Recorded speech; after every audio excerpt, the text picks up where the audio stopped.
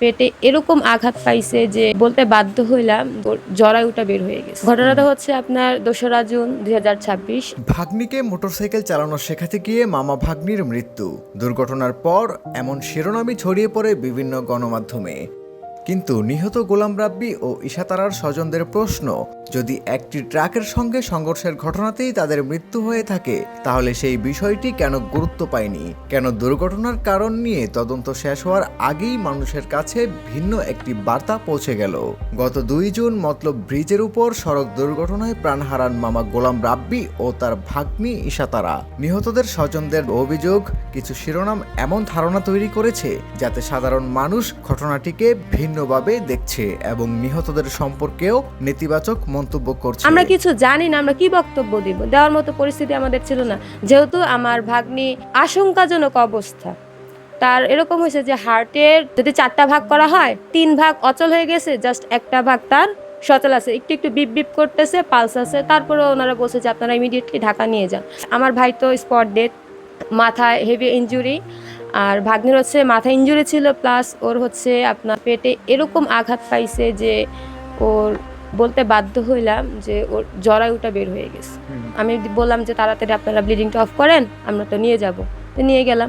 সেখানে সাংবাদিক যারা এটি নিউজে ছিল বা অন্যান্য যারা ছিল, ওনারা ড্রাইভারের বক্তব্য নিল। তো ড্রাইভার বললেন কি যে আমার গাড়িটা দাঁড়ানো ছিল, মেয়ে চালাইছে, ও এরকম বাঁকা বাঁকা করে আসে আমার গাড়িতে মেরে দিছে। কিন্তু আমরা সিসিটিভি ফুটেজে দেখতেছি যে গাড়িটা ছিল রানিং, আর আশপাশে যারা প্রত্যক্ষদর্শী ছিল তাদেরও দাবি যে না, সরকারি গাড়িটা রানিং ছিল, সরকারি গাড়ি রানিং ছিল। এবং সে একটা গাড়ি ওভারটেক করতে আসা এই রং সাইডে আসার পর ওর মাথাটা হচ্ছে আপনার পূর্ব পশ্চিম এরকম করে আসে ওদের গাড়িতে বেরিয়েছে। আমার ভাই যে গাড়িটা চালাচ্ছিল ওটা হচ্ছে হিরো স্প্লেন্ডার, ওটার অত বেশি আপনার স্পিডও ওরকম থাকে না। যারা মোটরসাইকেল চালায় তারা জানবে এই মডেলের গাড়ির গতি কতটুকু হয়, যেহেতু এটা একটা পুরাতন মোটরসাইকেল। এখন বিষয়টা হচ্ছে সাংবাদিকরা নিউজ করলো, চটকদার নিউজ যেটাকে বলে, ওনারা ভিউজের জন্য যাই হোক যেভাবে ওনারা করছে যে ভাগ্নিকে মোটরসাইকেল চালানো শেখাতে গিয়ে মামা ভাগ্নির মৃত্যু। মামা হচ্ছে স্পট ডেথ আর ভাগ্নি হচ্ছে ঢাকা মেডিকেল নেওয়ার পথে সে মৃত্যুবরণ করে। আমার প্রশ্নটা এখানে যে সাংবাদিকরা ওরা কেন যাচাই বাছাই ছাড়া এইরকম হেডলাইন কেন দিল, কেন তারা এই মৃত্যুটাকে নর্মালাইজ করলো? আমার ভাই ভাগ্নি চলে গেছে, এটাতে আমরা কোনো ধরনের আইনি পদক্ষেপ, কোনো মামলা, কোনো কিছুতে আমরা যাইনি, কারণ মামলা করলেও কখনো ফিরে আসবে না। এই জন্য আমরা এটা ছেড়ে দিছি। বিচার সব হচ্ছে আল্লাহ তাআলার কাছে। ওই ওনারা হচ্ছে গিয়ে যেই নিউজটা করলো, কমেন্ট বক্সগুলোতে এখনও যদি ঢুকি মনে অনেক কষ্ট পাই যে মানুষ মানে অনেক বাজে বাজে রিয়েক্ট করতেছে, বাজে বাজে কথা বলতেছে, মেয়ে মানুষ কেন চালাবে। এখন এই যে কথাগুলো যেন এ দায় এক শ্রেণীর সাংবাদিকদের। ওনারা যদি এটা নিউজ করতো যে উল্টো পথে এসে সরকারি গাড়ির ধাক্কায় 2 জনের প্রাণহানি, তাহলে কিন্তু মানুষজন জিনিসটা ওরকমভাবে নিত, তাদের আবেগটা ওই রকমভাবে কাজ করতো। আশপাশে আমরা দেখি যে গাড়ির বেপরোয়া গতির কারণে মোটরসাইকেল অ্যাক্সিডেন্ট প্রতিনিয়ত হচ্ছে। এখন মানুষ তো ওই রকম ধারণা করে তারা বাজে বাজে রিয়েক্ট করতেছে। মেনলি হচ্ছে আমাদের কষ্টের জায়গাটা এখানেই ছিল যে নিউজগুলা কেন সংশোধন করে তারা সঠিকটা কেন তারা প্রচার করলো। আমরা তো কারো জন্য মামলা করতে আমরা যাইনি। পুলিশ আমাদের বলছে যে আপনারা পোস্টমর্টেম করেন, আপনারা মামলা করেন, এখনও সুযোগ আছে, করতে পারেন। কিন্তু আমরা বলে দিছি যে না, আমরা কোনো ধরনের মামলা আমরা করব না। অ্যাক্সিডেন্ট। কিন্তু যে নিউজটা এখনও যেখানেই যায় সবাই বলে যে মামা ভাগ্নি মারা গেছে, ওই যে মোটরসাইকেল চালানো শিখাতে গিয়ে মারা গেছে, মোটরসাইকেল চালানো শিখাতে গিয়ে মারা গেছে।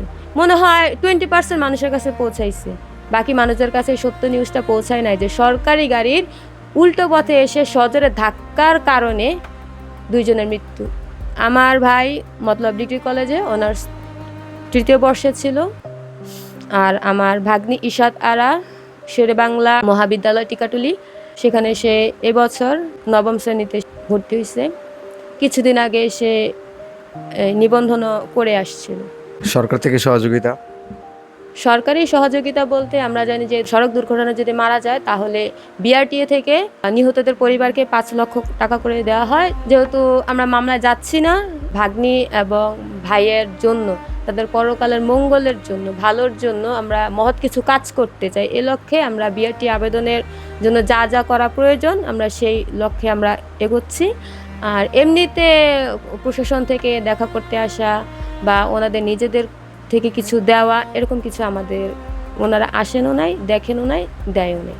যেহেতু রাস্তা, সড়ক ও জনপথ বিভাগের, ওই গাড়িটাও ছিল সড়ক ও জনপথ বিভাগের, তো এই সেতুর নামকরণ আমার ভাই ভাগ্নির নামে হোক, যাতে মানুষ ওদেরকে মনে রাখে। ওখানে একটা স্মৃতিফলক হবে আর পাশে সচেতনতামূলক ট্রাফিক আইনের একটা বিলবোর্ড প্রদর্শন হবে, যাতে করে মানুষ আরও সচেতন হয়।